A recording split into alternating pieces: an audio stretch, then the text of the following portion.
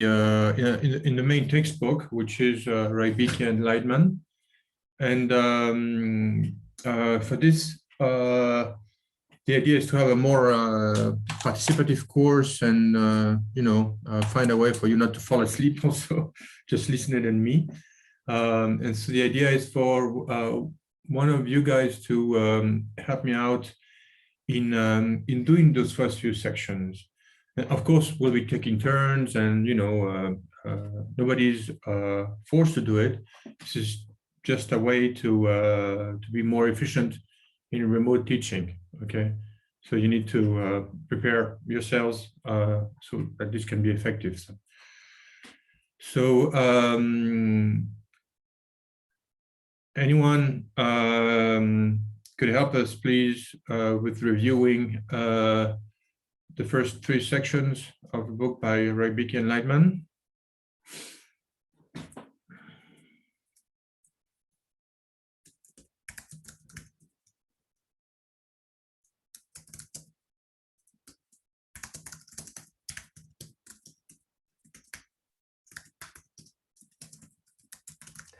I think I could help, but I will need some help of the other students too. Hola Andrés, buena, valiente. Eso es. I don't know if the first part 1.1 needs a lot of review, but I'm going to pass to the 1.2. So the idea is that we all help Okay. the student that's presenting, and so well, this is not an evaluation. It's just a way to do this more participatively. You can share screen if you want, Andres, or else I can share screen. I can pull up the book, or you can. It's up to you. Okay, I'm gonna share.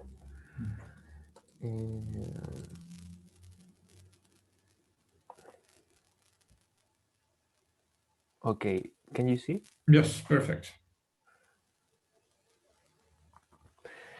In the part 1.2, the book talks about the idea of flux, and how it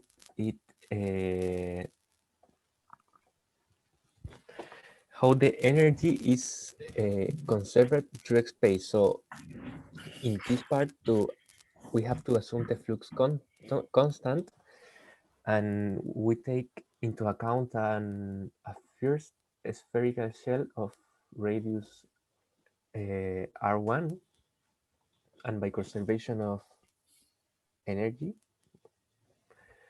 the flux must be the same and another spherical shell, but at another radius.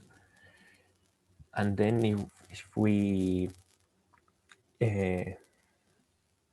could have the flux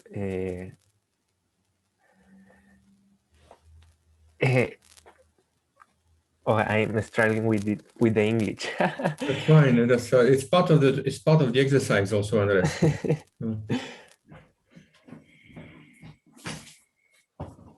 ¿Cómo digo despejar? You solve cuando quieres decir. Okay. And after we make that flux and those distant radius equals, we can solve for r, which is the variant radius, and then we can obtain that the flux will decrease as 1 divided by r squared. That's the first part. Okay, that should be familiar to all.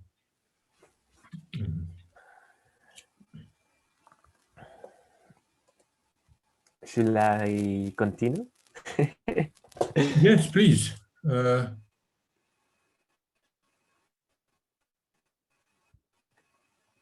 Okay.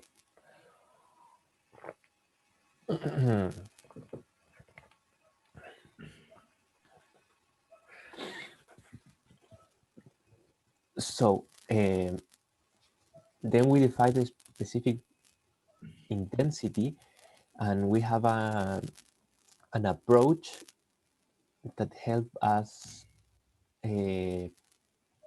understand how this value arise.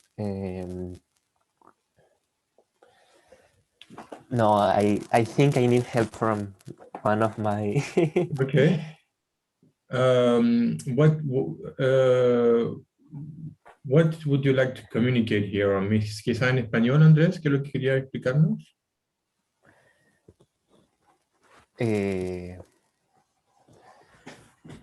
No, principalmente era cómo se construía la definición de specific intensity. Pero creo que Felipe quería decir algo. Adelante, por favor. Yes, I can help if you want. Please, yes. So to define the specific intensity, we think about how much energy per unit of solid angle, per unit of area, per unit of time. That's a part of area the area elements gets. So how much is this density? It's like a energy density. Yes. It's like an energy density that goes through an area element per unit of time and frequency and solid angle, because this energy comes from some direction in some angle during some time. So the specific intensity is how much energy in this goes through this area elements. So exactly it. So if you pay attention to the units, the expression that gives the units for the specific intensity is another way to understand. To describe the specific intensity. And as Felipe says, it's a density. Not only it's an energy density, not only in terms of the surface area, which is like the flux, but also as a function of solid angle and time. Okay, so we have ergs, which is a unit of energy per time, per surface, per solid angle, per frequency. Okay, so this is why the specific intensity is an energy density, but not only in surface area, also in solid angle and in time. Okay, so now we go on, net flux and momentum flux. Andrés, ¿puedes seguir un poco más o prefieres que siga? Professor, I may try. Okay, right. Yeah. I'm gonna stop share. No, okay. Okay, then I have to share. Oh, I can share if you want, or you can share. It's up to you. Okay, I will share. Just a minute. Yeah.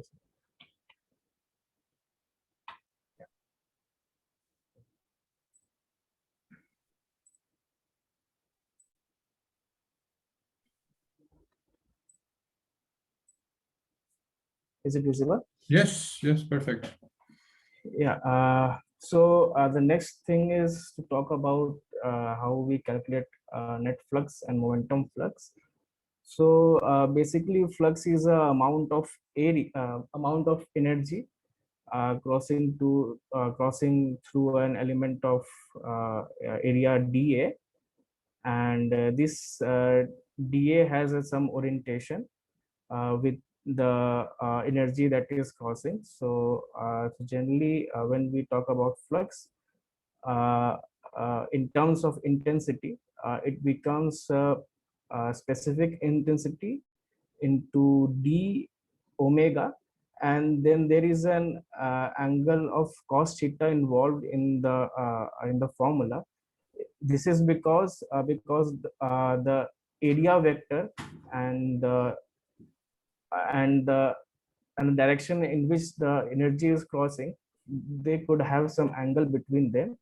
So generally we take in the direction in which the ray is passing or the energy is passing.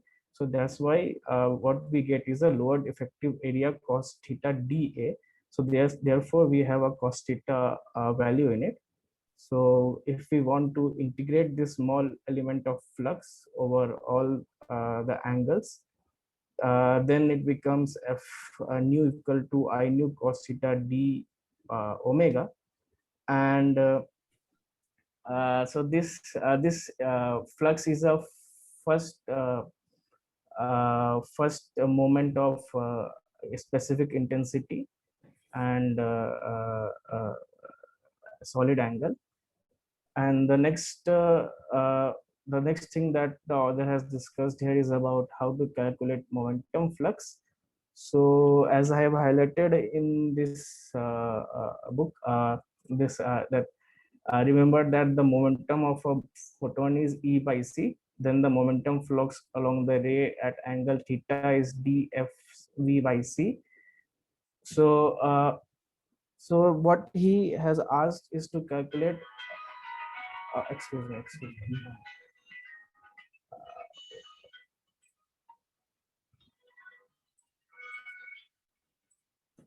So,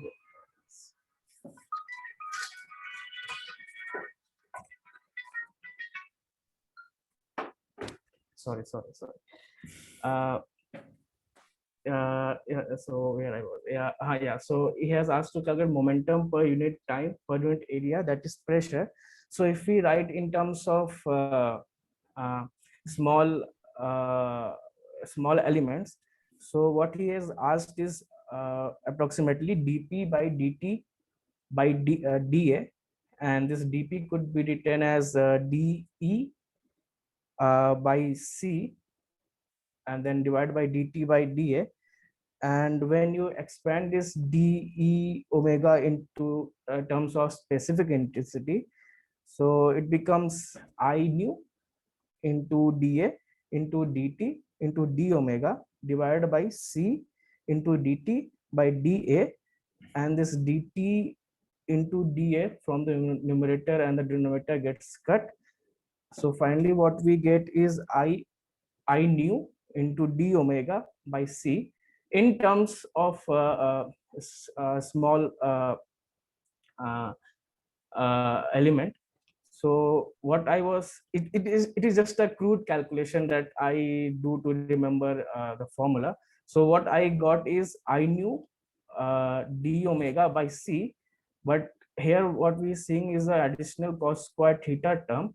So first, this flux has a cos theta term within it, and since this flux has been calculated using I omega, and so there is an additional angle that is uh,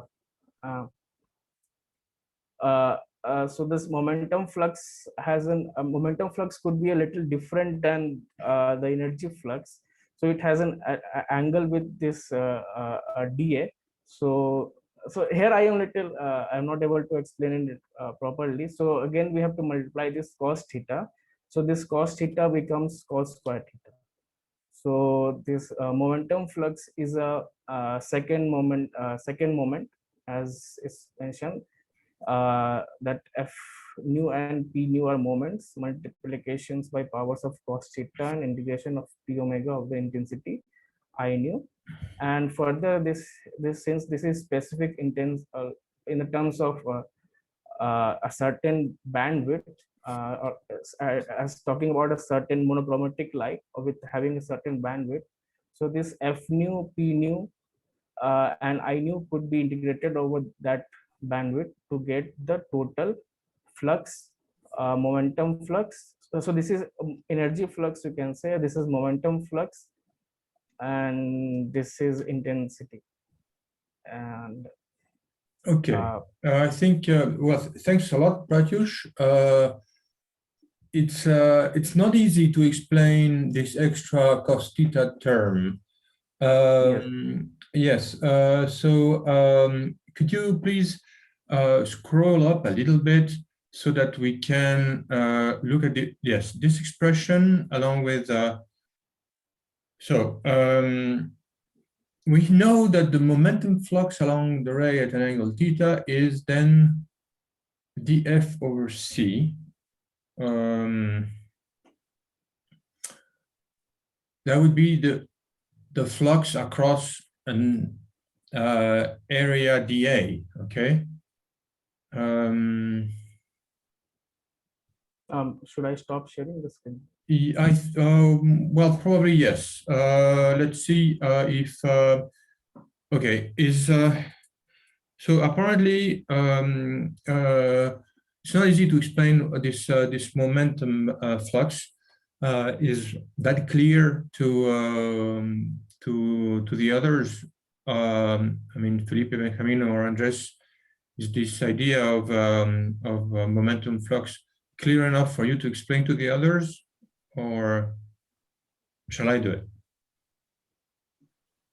The only aspect that I'm getting off of it is the other cosine of theta. I still don't understand where it comes.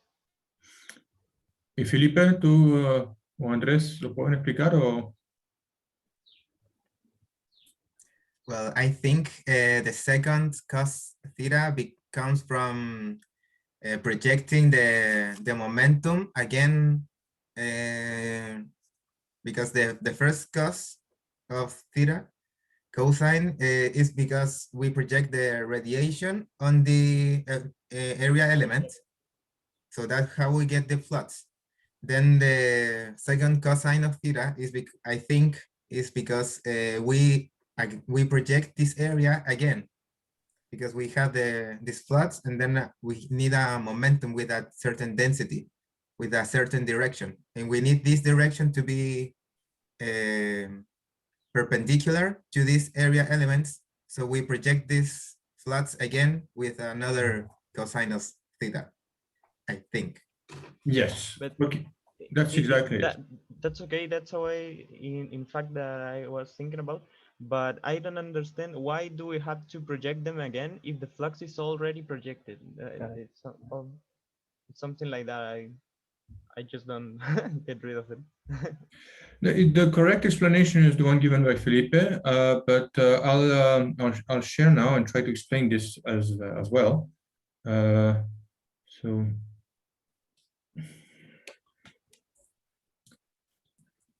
Okay, so this is the standard argument. We have, so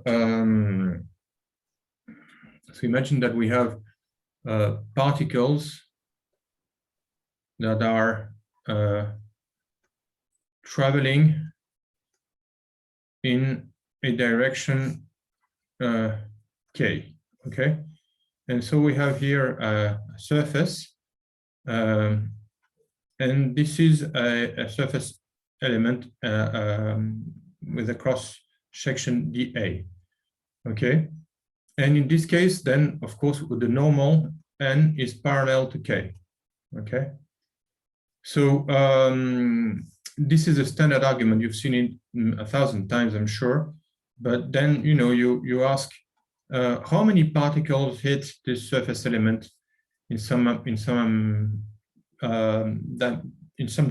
length of time, and some duration, I meant, okay?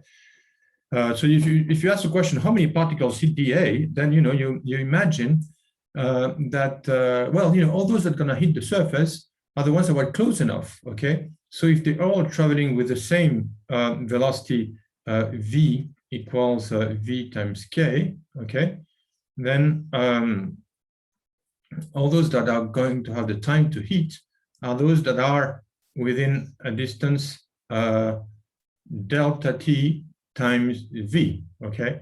Everything that's inside this volume here will, all that's in here will have time to hit, okay? So this is, you've seen this before, I'm sure. And so the number of particles that are going to hit the surface can be written as all the particles that are inside this shaded area. So that's going to be the number density of particles and the number of particles per unit volume times the volume in this shaded area, and that's its height, delta t times v, times the base, which is the cross-sectional area, okay? So I'm sure that you've seen this many times, okay? So that's gonna be the number of particles that crosses this element area in some amount of time delta t, okay?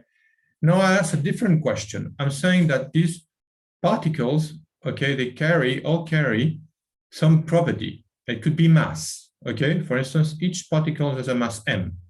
So what's the amount of mass that would cross this element of area dA is going to be m times delta n. You know, yes. What about another property? Could be electric charge, no? Or it could be, for instance, it could be some component of momentum. Okay, each particle carries momentum. Okay, so in general here the momentum of the particle is p times mv, but in general the momentum can be in any direction. Okay, let's just stick to this geometry for now. Okay, and write here the amount of momentum that would cross this element of area. Is going to be then p k in the direction k. Let's see, I'm going to write this a little bit better.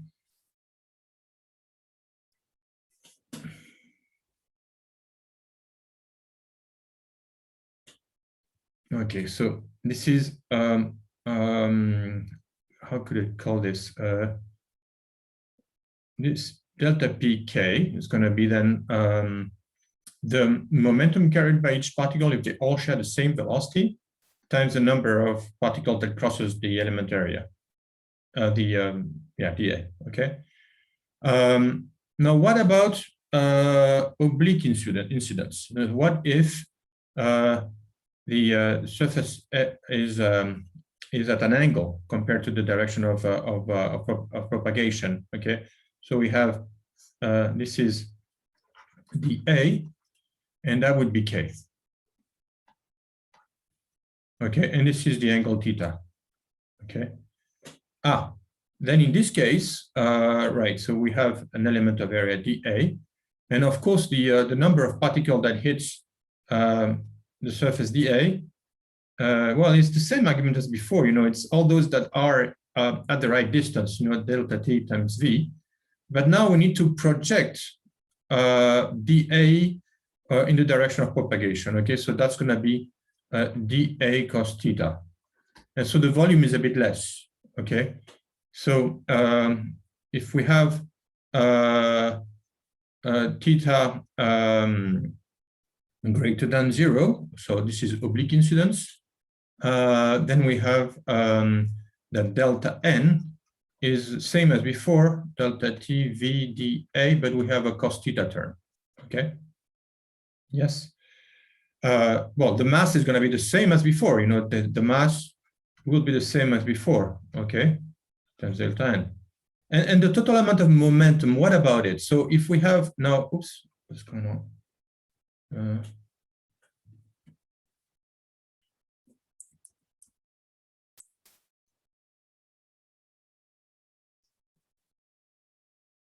Okay.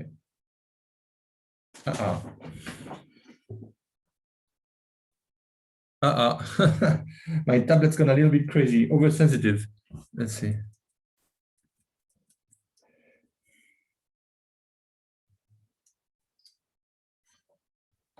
Okay, let me try to be gentle with it.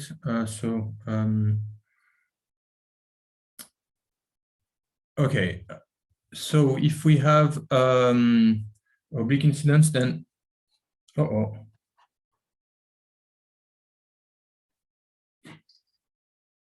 not responding.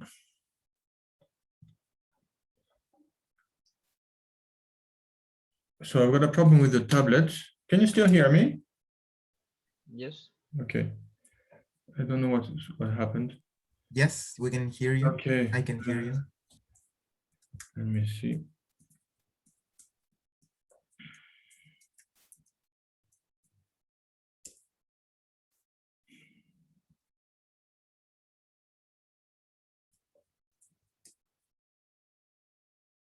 I'm trying to reset it. As you know.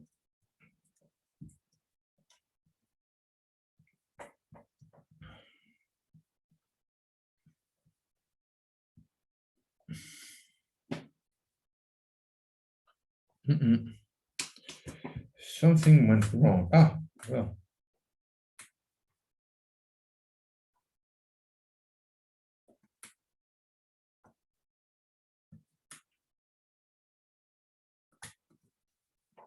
Weird.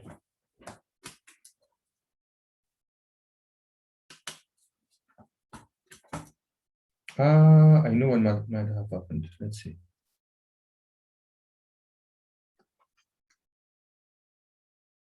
The doublet is still there, but it's not reacting.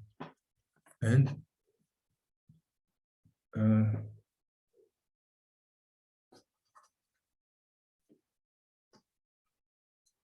that's strange. It doesn't draw.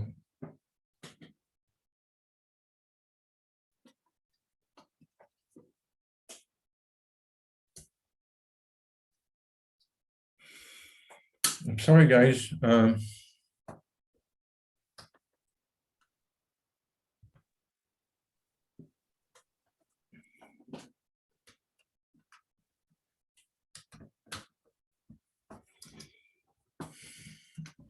Okay. Anyway, Professor, I already got where the other cosine of theta comes. I suppose one it comes from the projection of the component of the momentum, and the others is the other is for the projection of the incidency section of light rays, or no? Exactly. So the element of momentum ends with a cosine of theta squared. Exactly. Just to summarize, then I think I've got it now working now.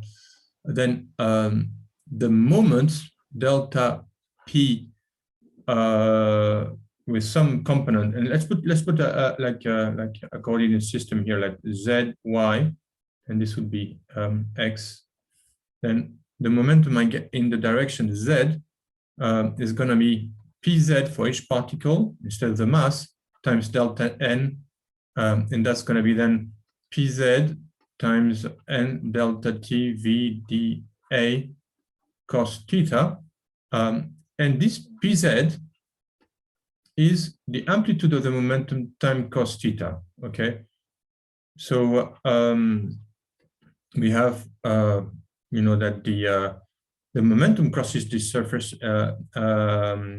element is going to be cos theta squared times dA dt vn. Okay. Now, what's this to do with light? Well, we can do the same as before, but imagine these are photons. Okay. And the photon has got a momentum which is P is equal to E over C, okay? So the momentum crossing the element area is going to be exactly the same as what we have written here, except that we have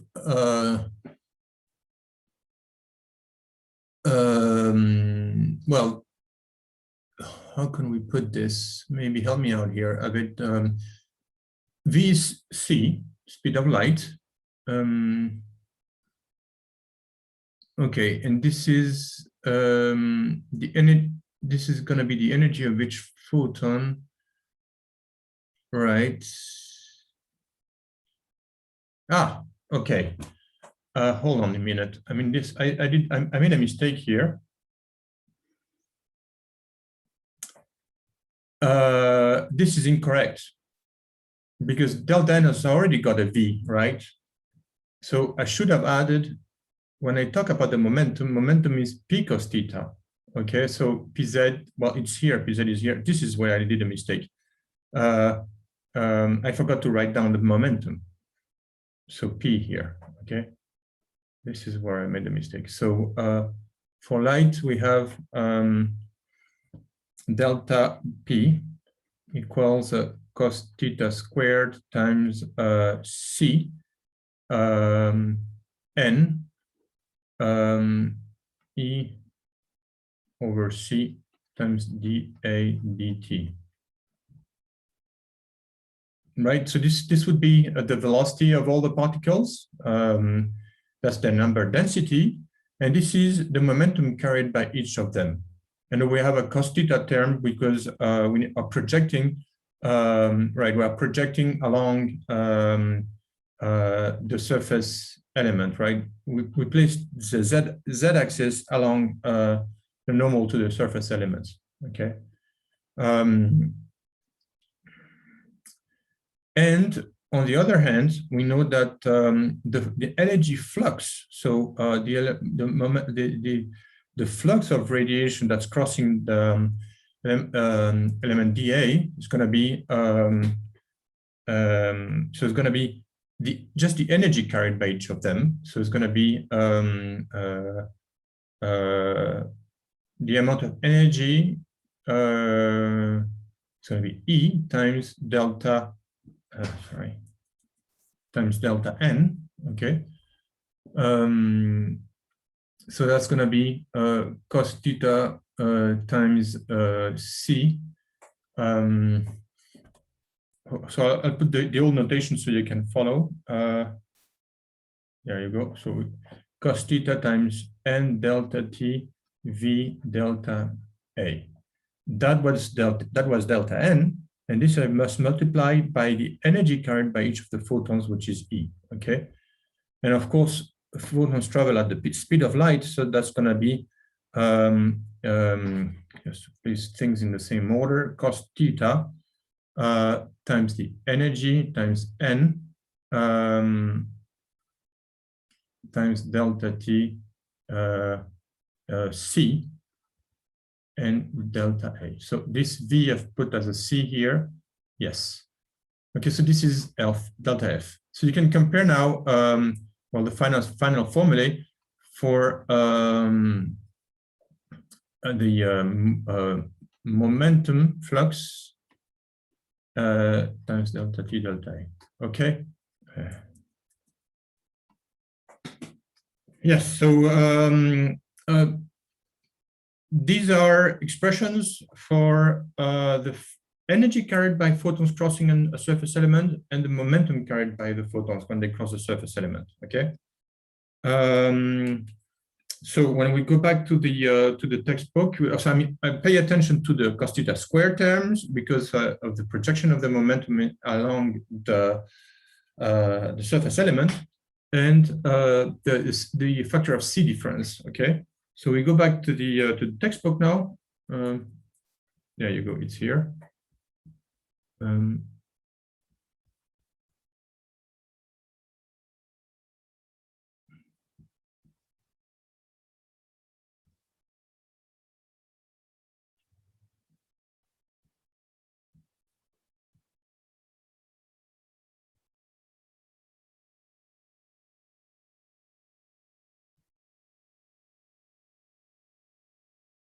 So, okay.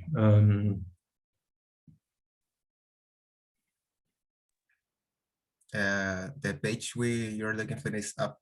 Yes. Okay. Okay, thanks. So, getting there. Maybe I zoomed too much. There you go. And so we have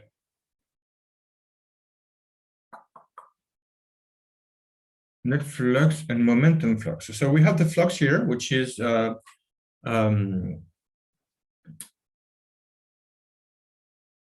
are we integrating over singular? So this is another difference with so that would be a difference with respect to the way I presented things. There's a slight difference here. I mean, we integrated in solid angle. I did not mention any solid angle in this in the simplified treatment I shown you. So let's stick to this formula. So the flux, okay. Here I've given an expression for the flux that doesn't have any expression for in any dependency on the solid angle. Okay, but that's not really correct, because of course photons do not all travel in the same direction. It's as if every photon would travel in strictly along the same direction. That's impossible. And so we talk about a distribution, right? So what we call the flux would be and that is not, strictly speaking, that's not the flux, that's the energy that crosses the surface element. So the flux would be that energy divided by delta A, delta T. That's more like it, okay? And that's in the case where all the particles travel in the same directions. If they're not traveling in the same direction, then we need to give it some directionality, okay? So if particles have got a distribution of directions, then we need to define the density of particles traveling in some direction k, okay? So for particles in a gas, you would also include a velocity dependence, okay? And that would be, well, let's put the V, okay? But that would be like the Maxwellian, if you want, as a function of velocity, right? But here we're talking about photons, so this is simply the speed of light. That's a constant, okay? So it only depends on the direction, k, okay? And so we write here nk times d omega, like that would be our dn. So the number of particles traveling towards that direction k in a solid angle d omega, okay? So in the end, we have that the amount of flux df is going to be cos theta times c times e times this dn, and I've already divided by delta t and delta a, okay? Do you guys follow me here? This dn here would be a function of direction, okay? That's n times d omega, okay? So in order to have the total flux that's crossing, I need to integrate over solid angles cos theta c e and times this direction k, okay? Do you follow me here? ¿Me siguen acá o toda acá me fui un poco? Well, I think we have trouble getting back to the first equation, because we are using the number density. What is the number density of light, of photons? I think we should have stick to the definition of flux being the starting point, because I have trouble with the C and the N, because I think the number density multiplied by the energy is like that's the differential, the energy element that we are looking for, I think. Okay, well, thanks, Felipe. This is a good idea. Let's check out the units here. So this is, we have meters per seconds from C, we have joules, and we have a number density in units of, so that's going to be meters minus 3 per stereo -1. Okay, so we can reshuffle this. We're going to have joules times second, so that's a power, times a surface area times a solid angle. Okay, and what does this look like to you? Flux. Almost. Specific intensity? Specific intensity. I knew it's got units of, well, we saw them in CGS, but in terms of MKS, it's going to be what's called Jansky's in terms of power, because that's joules per seconds. Jansky's is the notation in astrophysics, but so here let's stick to the power equation. Power per surface area per solid angle per frequency, because of the this in specific intensities is a density also in frequency, right? That's why this term comes here. Now here we're talking about the energy, not the energy density, okay? That's net energy. So this is integrated over frequency. So if you pay attention, all this thing here is the specific intensity, but without the nu, okay? It's already been, this is energy, not energy as a function of interval in frequency, okay? So here is the connection with what I wanted to highlight here is the directionality of the transport of energy with a distribution that depends on the direction, and that's where the cos theta comes from. So really, going back to the formula we're looking at, this is a super important formula. The conclusion of what we saw today is that the flux can be calculated from the specific intensity by taking this integral over solid angles, including the cos theta term. And when we write this in terms of,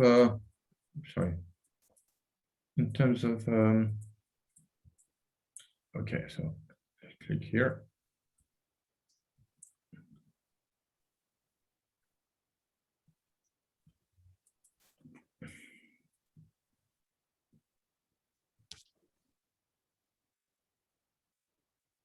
So this is another way to put it, is the same, is the flux.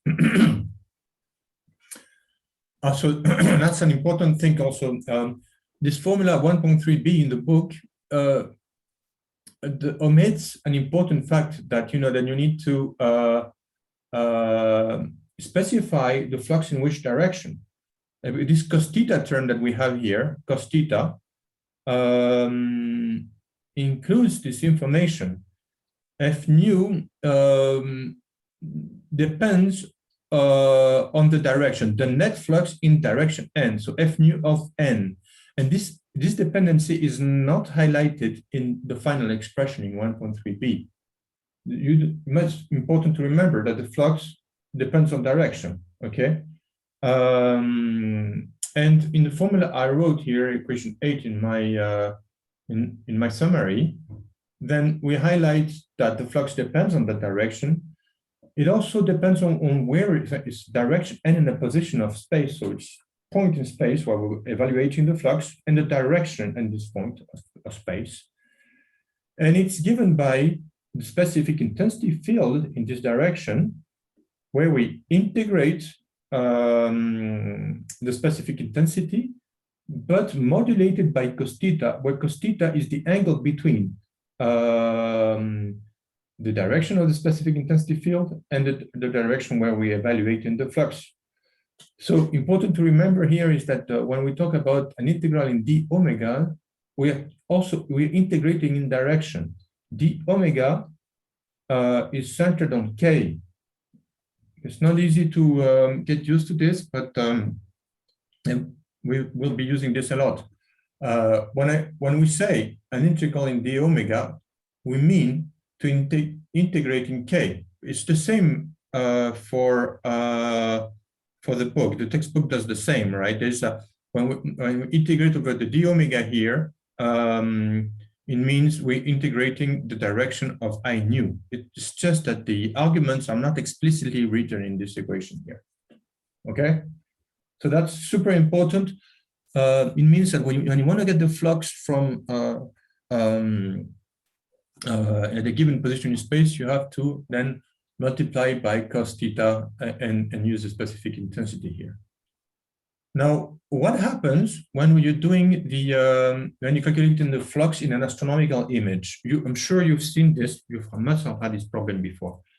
So what happens when we do this? So you have you have so a map can be, I'm drawing it in contours here, and we have a nebula, supernova remnant, something fancy like this.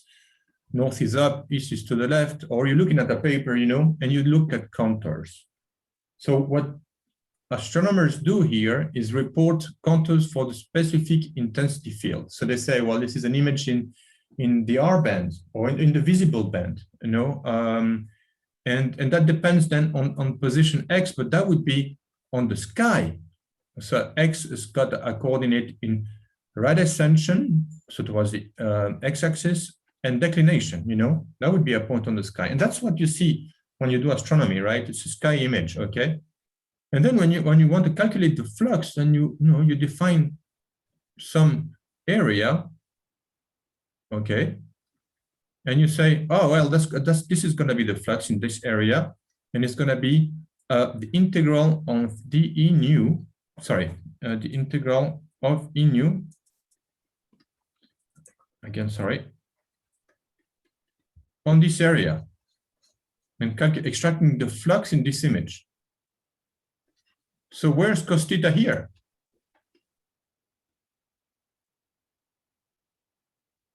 Can you guys help me? Why is there not a cos theta here? No, and because then you it's have already inside a specific intensity, because that is the light that we get. That is the light that is pointing towards us. So that light, the light that it's already projected into the detector. Okay, so Felipe says that we don't need the cos theta term because it's already absorbed in the definition of I nu. But I nu, here we have I nu. This is going to depend on k, the direction, okay? And this k is what we are writing as x times y. So k here is the same as x. It's the direction of in which we are evaluating the and cos theta, and theta here would be the angle between k and the normal to the detector. N would be the n is the detector, the CCD. Okay, so we have. Let me do another drawing here. We have this is the CCD, and we're looking at then the specific intensity from direction k. Well, put it in this way, the sky would be here. Okay, and this is light traveling and hitting the CCD in direction k, and that would be the normal n. We have an angle theta. Why is it not included here? So we can't change the definition of I nu as it suits us. You know, it's I nu does not bear the cos theta. When you do this, what I'm trying to get at is, why is it that we do not include the cos theta term when we extract the flux in an astronomical image like this? Maybe because the angle is very small. Because the angle is very small, okay? Because we're looking at sources that are extremely far away, okay? So in this case, cos theta is 1. Okay, but normally when you extract the flux from an astronomical image, this is the formula you get at. Okay, well, what's the total flux coming in from this from this shaded area is just this discretize. So you discretize the integral, you sum over all the pixels that fall into this shaded area, and so you know, you sum here over.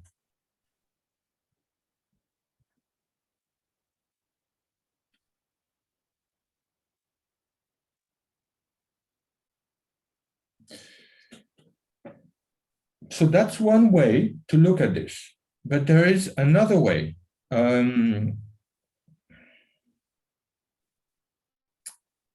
That would be the flux that crosses the CCD. So strictly speaking, the flux that hits the CCD should have a cos theta term, okay?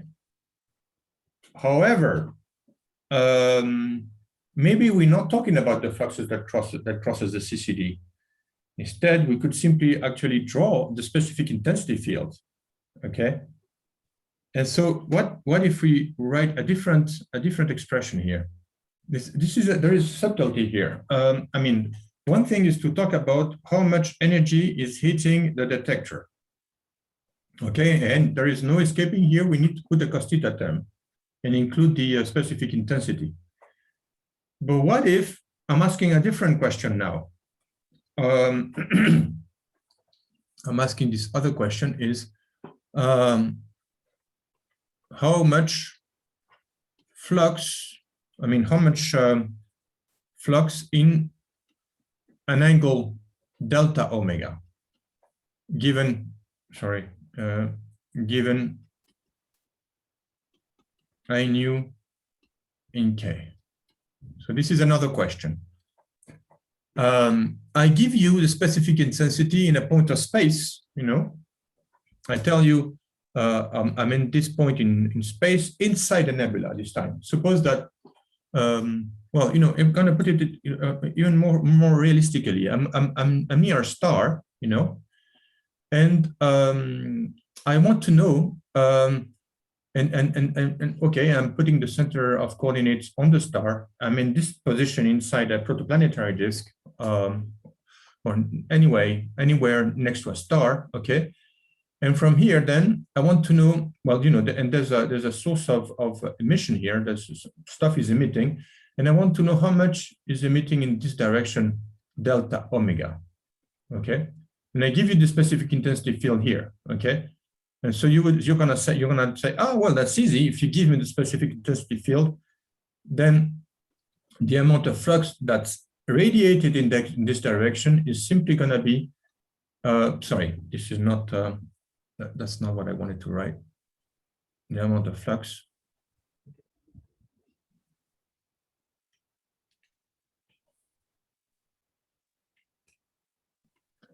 Is simply going to be the integral of I nu without the cos theta term.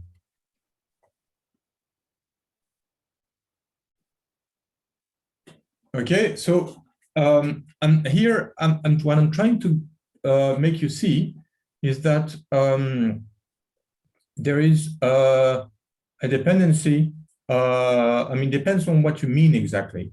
If you mean energy crossing a surface element and hitting an area, then you know the formula for the flux is this one. Okay, that's the flux crossing a surface element in direction n, etc. It's got the cos theta term. Okay, but if you mean how much energy is radiated in some solid angle, and then just integrate over solid angle, and you'll get something that's the same dimension as a flux, exactly the same dimension as a flux. Okay. So these are two things with the same dimensions, because cos theta is dimensionless, and yet they mean different things. Okay. So just to go back to this problem with the image. Okay. So when you have a problem in when you're calculating the magnitude of a star, or you need to extract a flux from astronomical image, you do this. You always do this. You sum the integral of the specific intensity field over solid angle, and you do not put the cos theta term here. Okay. So you do this because you want to know how much radiation you're getting from the star, from the nebula in this delta omega. Okay, that's why you do this. Okay, because you want to know everything that you're getting from the star, and if you want to know the total flux, you enclose the whole of it. Okay, so that's one explanation why you do not put the cos theta term, because of what I just explained here. Because you want to know all of the radiation that's coming from the star that you see. Okay. Another explanation is that because the cos theta term is very close to 1, because the star is very far away. Okay.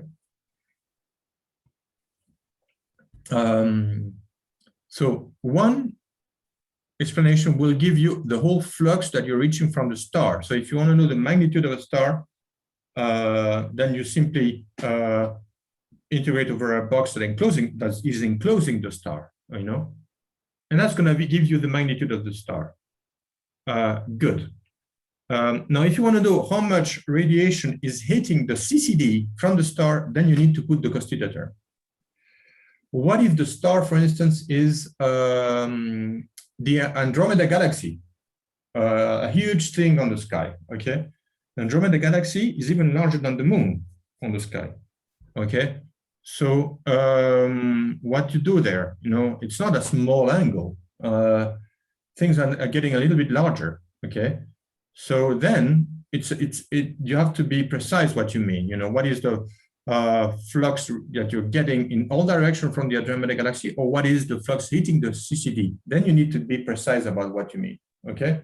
And distinguish the two. When you talk about a star, normally then that's the same. The two quantities are the same, but they both have the same dimensions, okay? So when you do, when you report a flux, it's important to specify exactly what you mean. When you talk about the flux that you get from an astronomical image, you do not put the cos theta term. It's not even, I mean, because this is what we mean here. We're integrating the specific intensity field. When you talk about the flux hitting a surface element, you do need to put the cos theta term, okay? They're both fluxes, but they mean different things, okay? So I don't know if this is so easy. I mean, you will see that sometimes we will need to talk about the flux, the crossing a surface element, and other times you'll need to interpret an astronomical image in terms of the specific intensity field. Okay, so it depends on the context. Bueno, muchas gracias por la paciencia. Me alargué hoy día. Sorry to take longer than expected. I promise all the lectures will be less than an hour. Next. So for Thursday, please prepare. Okay, Thursday we're going to talk about the radiation pressure. We've already seen it. The constancy of specific intensity, I've already proven it, but convince yourself that you understand this. Asegúrense que lo comprenden.